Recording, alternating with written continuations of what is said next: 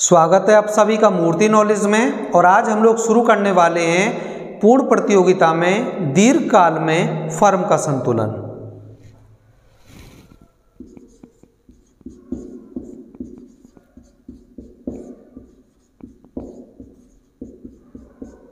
पूर्ण प्रतियोगिता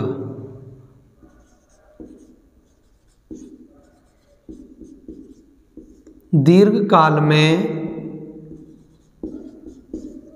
फर्म का संतुलन।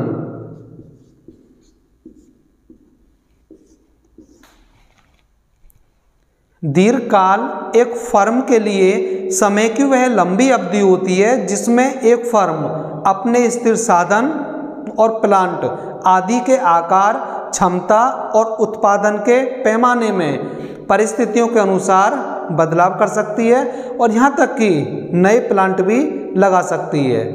दीर्घकाल में कोई भी स्थिर लागत नहीं होती है बल्कि सभी लागतें परिवर्तनशील हो जाती हैं और फर्मों के उद्योग में आने जाने पर कोई भी प्रतिबंध नहीं होता है और सभी फर्में केवल सामान्य लाभ प्राप्त कर रही होती हैं। अब इसे हम एक चित्र के माध्यम से समझते हैं। ये x अक्ष मूल बिंदु O और ये y अक्ष। x अक्ष पर उत्पादन और y अक्ष पर वस्तु की कीमत।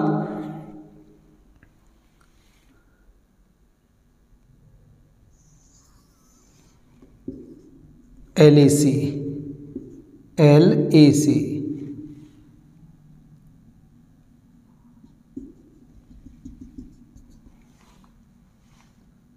तो ये LMC दोनों वक्र यहाँ पर हैं तो यहाँ से डालेंगे एक लंब और यहाँ से इसे इससे मिलाते हुए आगे बढ़ाएंगे।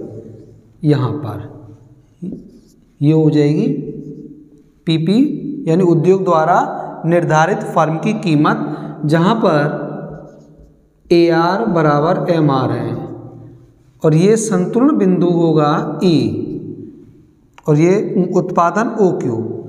तो चित्र में हम लोग देख रहे हैं कि जो OP कीमत है ये उद्योग द्वारा फर्म की एक कीमत है जिसे प्रत्येक फर्म को स्वीकार करना होगा और जो PP है PP उद्योग द्वारा फर्म की एक कीमत है जिस पर AR बराबर MR है और इसका संतुलन बिंदु E है और इस संतुलन बिंदु E पर LAC यानी AC बराबर AR है, यानी AC और AR दोनों बराबर हैं और MC और MR दोनों बराबर हैं और MC वक्र MR को E बिंदु पर नीचे से काट रहा है और जब AC बराबर AR हो तो फर्म को सामान्य लाभ ही प्राप्त होते हैं। तो यहाँ पर हम देख पा रहे हैं कि AC बराबर AR है और MC बराबर MR है इस E बिंदु पर और यहाँ पर एक फर्म OQ मात्रा का उत्पादन करेगी। यहाँ पर यदि कीमत LAC से अधिक है, यदि कीमत LAC से अधिक है तो उद्योग में नई फर्में आएंगी और यदि कीमत LAC से अधिक नहीं है यानी कीमतें LAC से कम हैं तो कुछ फर्में उद्योग छोड़ जाएंगे, लेकिन फिर भी फर्मों को केवल सामान्य लाभ ही प्राप्त होगा। तो ये था पूर्ण प्रतियोगिता में दीर्घकाल में फर्म का संतुलन।